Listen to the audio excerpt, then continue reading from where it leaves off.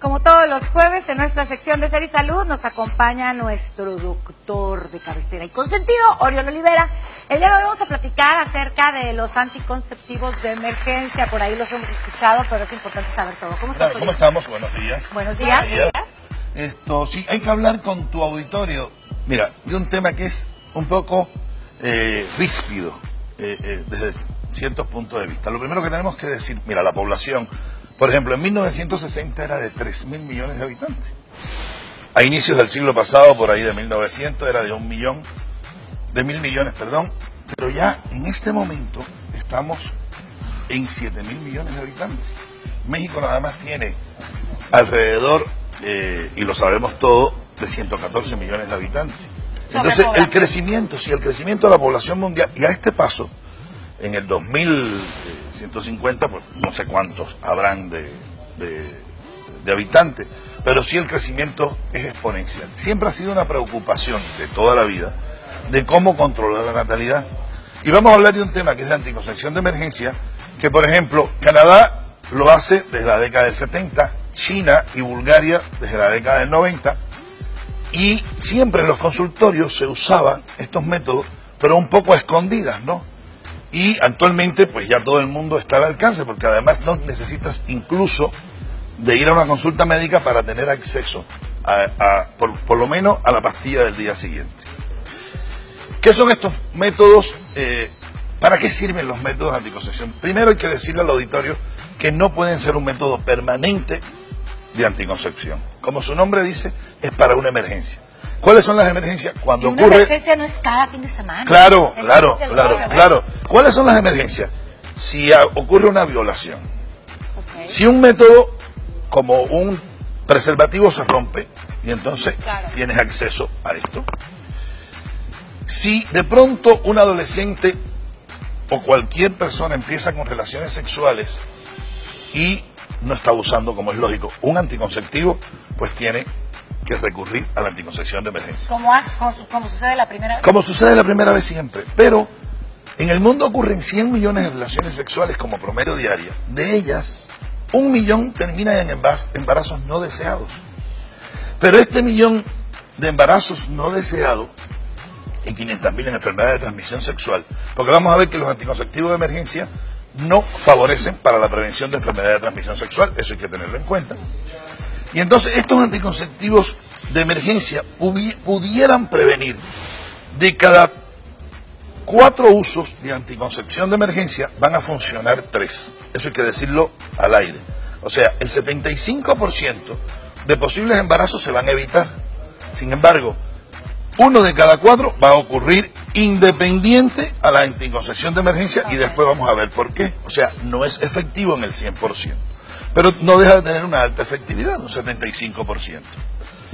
Por tanto, si usted está en cualquiera de estas situaciones de emergencia, puede recurrir a estos métodos, además de la tableta, que hay que decir que hay que tomar en las primeras 72 horas de ocurrida una relación no planificada o con cualquiera de los eventos descritos, pero cuanto más pegado al inicio es mucho mejor. O sea, en las primeras horas es mucho mejor y es más efectivo que ya próximo a las 72 horas. Y después de las 72 horas sí no tiene ninguna efectividad.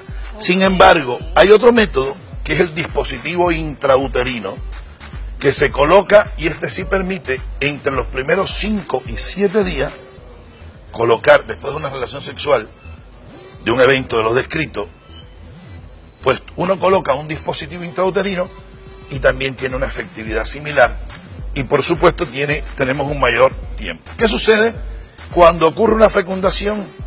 Que el transporte a través de la trompa va a demorar de 9 a 10 días y entonces el anticonceptivo, el DIU, va a cumplir la función de producir un evento inflamatorio en el útero y por tanto, por ser un mecanismo de vamos a decir, de cuerpo extraño, hace que el útero se contraiga y no permita la anidación. O sea, no ocurre la anidación como tal. Oye, pero haciendo memoria rápidamente, platicamos en alguna ocasión que el dispositivo intrauterino lo recomendamos después de que tuviste hijos.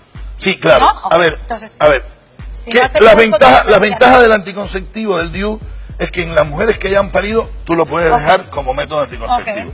Bien, como tú acabas de decir, en aquellas que no ha parido, hay que retirarlo después de cumplir esta función.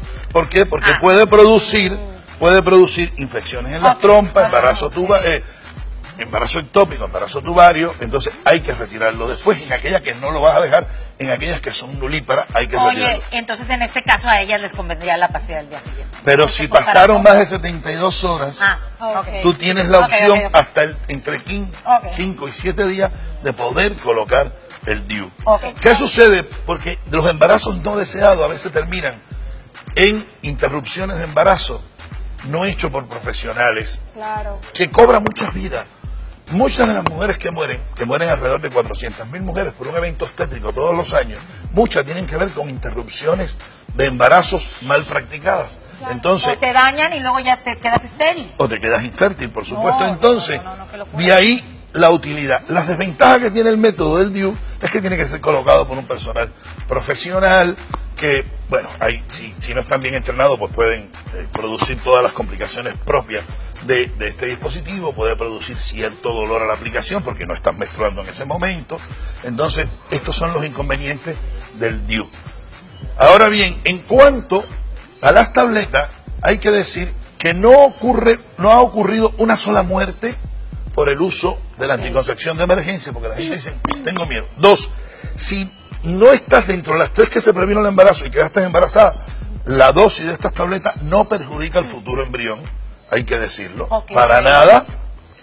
Y hay que decir que el mecanismo de acción de estas tabletas es alargando el periodo preovulatorio, o sea, no ovulas en el momento, y 2, actúa produciendo lisis del cuerpo lúteo. El cuerpo lúteo es el que produce la progesterona hasta las 12 semanas, entonces al ser destruido, este cuerpo lúteo no permite tampoco la implantación en caso de que ocurra la fecundación. Entonces, estos son los mecanismos. Y por ahí vienen los inconvenientes siempre de la Iglesia Católica. Sabemos que ha estado en contra de la anticoncepción, pero yo creo que siglo XXI la Iglesia Católica va a tener que considerar algunos conceptos como los ha venido considerando hasta ahora, porque son peores los niños de la calle, son peores los embarazos no deseados, son peores las interrupciones de embarazo que puedan terminar con la vida o infertilidad de una mujer. Entonces son mucho peores todo el resto de las consecuencias que el uso mesurado y con la indicación precisa que pueda tener un método de anticoncepción de emergencia, que ya los mencionamos. Doctor, precisamente esta pastilla tiene este tabú, precisamente que mucha gente encierra y dice, es que es una pastilla abortiva. No. Entonces, hay que la tableta abortiva no existe en México, está en Europa, es el RU 786, no existe en México. Esto no es abortivo. Esto alarga el periodo preovulatorio y actúa en el posovulatorio, actuando sobre el cuerpo lúteo. Hay que decirlo al aire, eso sí está demostrado científicamente que no es abortiva la anticoncepción de emergencia. Doctor, ¿algunos efectos secundarios de esta pastilla? Bien, que los efectos secundarios de la pastilla, el fundamental va a ser náuseas y vómitos.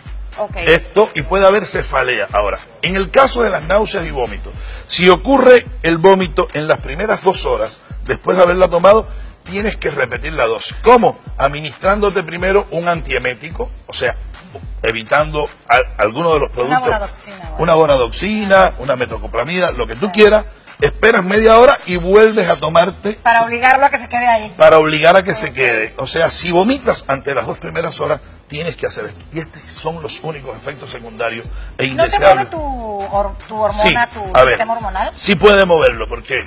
Porque son altas dosis, ya sean de progestina o de anticonceptivos combinados.